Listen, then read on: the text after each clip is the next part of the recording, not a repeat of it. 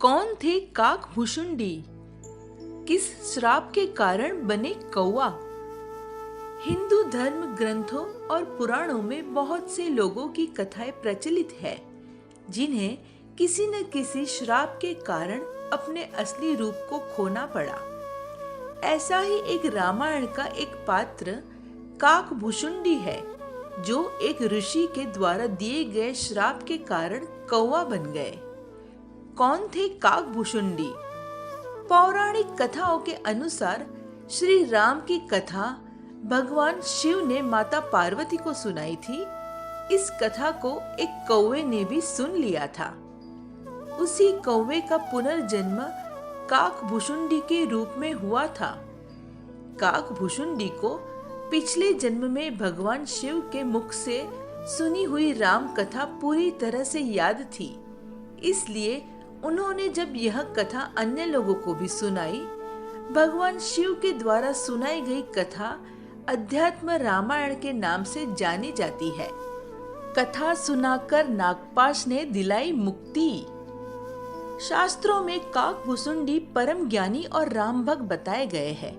रामचरितमानस के अनुसार प्रभु श्री राम और रावण के युद्ध में जब रावण पुत्र मेघनाद ने श्री राम और लक्ष्मण को नागपाश से बांध दिया था, तब नारद मुनि के कहने पर गरुड़ जी ने श्री राम को नागपाश के बंधन से मुक्ति दिलाई थी।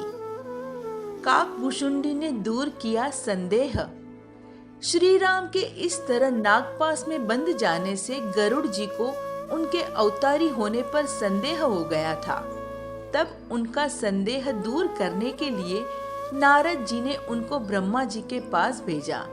ब्रह्मा जी ने उनको महादेव के पास भेज दिया। महादेव ने गरुड़ के संदेह को दूर करने के लिए उनको काकभूषुंडी जी के पास भेज दिया। अंत में काकभूषुंडी ने श्री राम का चरित्र गरुड़ जी को सुनाकर उनका संदेह दूर किया। काकभूषुंडी ऐसे बने कौवा। गरुड़ जी का संदेह दूर करने के बाद काकभूषुंडी ने उन्हें अपने कौवा बनने की कथा सुनाई थी, जिसके अनुसार काकभूषुंडी का प्रथम जन्म अयोध्यापुरी में एक शूद्र के घर हुआ था। उस जन्म में वह भगवान शिव के भक्त थे, लेकिन अहंकार के वशीभूत होकर उन्होंने अपने देवताओं की निंदा करते थे। एक बार अयोध्या में अकाल पड़ जाने पर वह उज्जैन चले गए।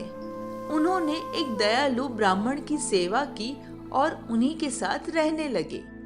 वह ब्राह्मण भी शिव भक्त थे, लेकिन अन्य देवताओं की निंदा नहीं करते थे। एक बार काकभूषुंडी से परेशान होकर गुरु ने उन्हें राम भक्ति का उपदेश देना शुरू किया। भगवान शिव ने दिया श्राप। घमंड में चूर काकभूषुंडी ने एक बार अपने गुरु का ही अपमान कर दिया, जिससे भगवान शिव नाराज हो गए और श्राप दिया कि तूने अपने गुरु का अपमान किया है, इसलिए तुझे सर्प योनि में जन्म लेने के बाद 1000 बार कई योनियों में जन्म लेना पड़ेगा। लेकिन ब्राह्मण ने भगवान शिव से काकभूषुंडी को क्षमा करने का निवेदन किया, लेकिन भगवान शिव ने कहा कि इसे अपने पापों का प्रायश्चित करना होगा।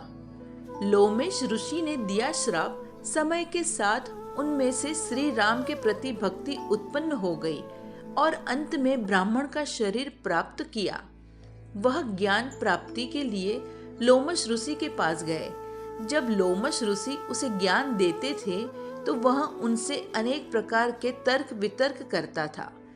उसके इस व्यवहार से कुपित होकर लोमेश ऋषि ने उसे श्राप दे दिया कि जा तू चांडाल पक्षी योनि कौवा बन जाएगा। वह तत्काल कौवा बनकर उड़ गया। श्राप देने के बाद ऋषि को पश्चाताप हुआ और उन्होंने उस कौवे को वापस बुलाकर राम मंत्र दिया और साथ में इच्छा मृत्यु का वरदान भी दिया। राम मंत्र मिलने के कारण उसको उस कौवे के शरीर से भी प्रेम हो गया और बाद में वह काकभूषुंडी के नाम से प्रसिद्ध हुए।